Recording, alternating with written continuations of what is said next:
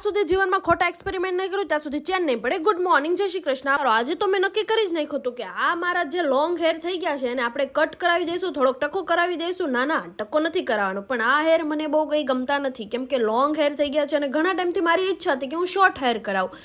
પણ આપણા જીવનમાં એટલું કંઈક ચાલી રહ્યું છે કે કંઈ ખબર નથી પડતી, બહુ ભસડ થઈ ગઈ છે જીવનમાં. પણ કંઈ વાંધો નહીં, આપણે સીધા પહોંચી જશું હેર લેબ સલૂનમાં. અહીંયા પહોંચી ગઈ, કન્ફ્યુઝન બહુ બધું હતું કે હેર કેવા કરાવું કેવા ના કરાવું, પણ મારે તો શોર્ટ હેર કરાવવા જ હતા, એ તો મને ખબર જ હતી.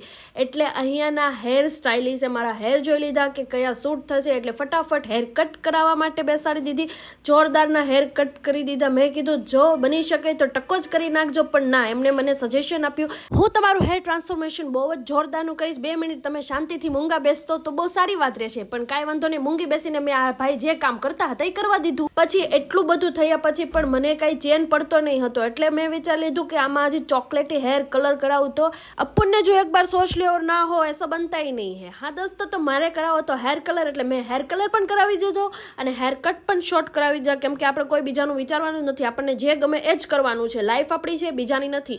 અને આ ભાઈએ મને એટલું જોરદારનું સજેશન આપ્યું હતું, એવા મેં હેર કલર અને હેર કટ કરાવ્યા છે તો બહુ જ જોરદાર લાગતા હતા. ડેફિનેટલી તમારે લોકોને પણ અહીંયા વિઝિટ કરવી જોઈએ. અને મારી હવાબાજી અહીંયા પૂરી નથી થતી, ઘરે જતાં જતાં લિફ્ટમાં પણ એટલા હેર આમ મારી ઝુલ્ફોને ફેલાવું છું, અને અહીંયા નહીં, મારી મમ્મી મારો વારો નહીં પાડે ત્યાં સુધી મને ચેન નહીં પડે.